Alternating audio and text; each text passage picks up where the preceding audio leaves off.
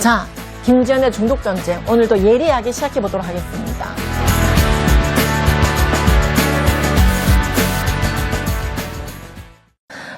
카지노로 대한민국은 더 나아졌을까요?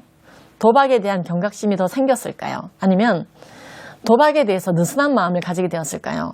결론적으로는 후자에 가깝습니다. 그것이 인간의 죄성과 관련이 있습니다. 무슨 말이냐? 아예 국가가 도박은 불법이야 라고 얘기한다면 도박의 위험성에 대해서 인지하기가 굉장히 쉬워집니다. 그런데 부분적으로 도박을 합법화하는 영역이 커질수록 야, 이게 현에서 하는 게 합법인데 우리 동네에서 하면 왜 불법인 거야? 까지 갈 게 아니라 이번에는 우리 동네에서 한번 해볼까? 자, 인간의 죄성은 확장성이 있습니다. 부끄러운 욕심 가운데 내버려 두면은 하지 못할 죄가 없다라는 것이죠. 카지노가 처음에 개장될 때는 이유가 분명히 있었습니다. 탄광 사업이 활성화되지 못하면서 이제는 어떻게 이 지역 사회를 발전시켜 볼까? 카지노를 한번 해볼까? 10년 정도 그렇게 생각하면서 추진했던 사업이 바로 카지노입니다. 그러나 그 기간 동안에 그 지역 사회를 활성화시킬 만한 다른 것이 오히려 등장하지 못했고 카지노로 더 몰리게 되었고 결국에는 카지노 문을 닫지 못할 정도로 2005년도에도 2021년에도 계속 연장하게 되었습니다. 카지노 운영이 연장되었다는 말은 이제는 원래 10년 정도 예상했던 카지노 운영이 이제 무한대로 그 시간이 늘어나고 있다는 것이죠. 그 와중에 카지노 근처는 점점 성매매가 증가하게 되고 이 성매매가 증가한 이유는요. 도박으로 돈을 잃은 여성 도박자들이 급하게 돈을 마련하기 위해서 성매매를 하면서 그 지역에 머물게 되면서 발생한 문제입니다. 또한 전당포가 굉장히 많아졌습니다. 전당포는 왜 많아졌냐? 도박을 하러 왔던 분들이 시계를 맡기고 나중에는 자동차까지 맡기고 자동차가 굉장히 많이 서 있습니다. 주인 잃은 자동차죠.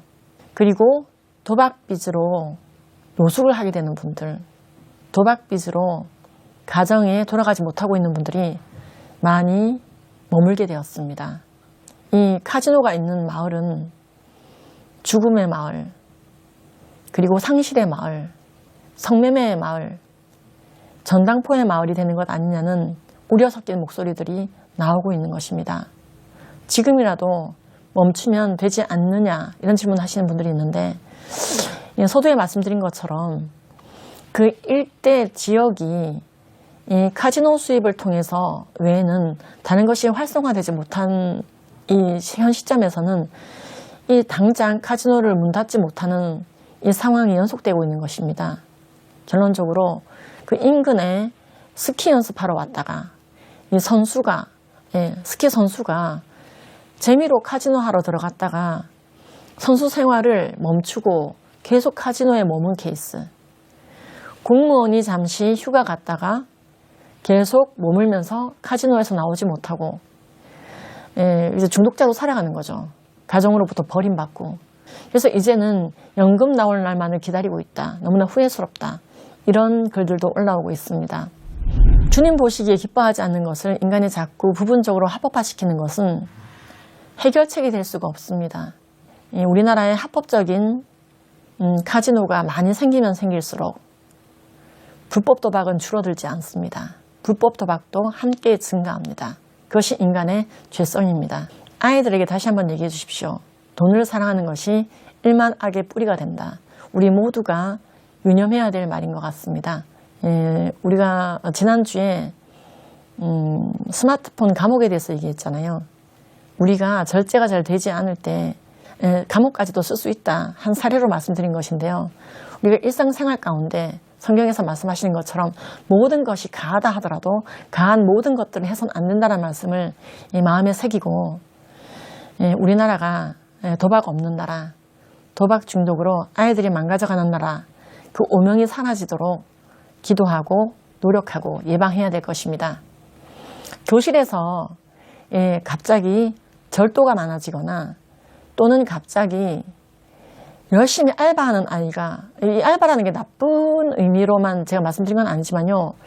학업에 지장을 주고 일상생활에 지장을 주는데도 갑자기 가정 형편이 어렵지 않은데도 열심히 알바를 하는데 몰입하거나, 그렇게 돈이 없어 알바하던 애가 갑자기 얘들아 한턱 쏠게, 교실에 아이스크림 돌리거나 빵을 돌리거나 과자를 돌리거나 씀씀이가 해퍼지거나 갑자기 명품을 들고 오거나, 근데 또 갑자기 그 아이가 돈을 아이들에게 빌리거나.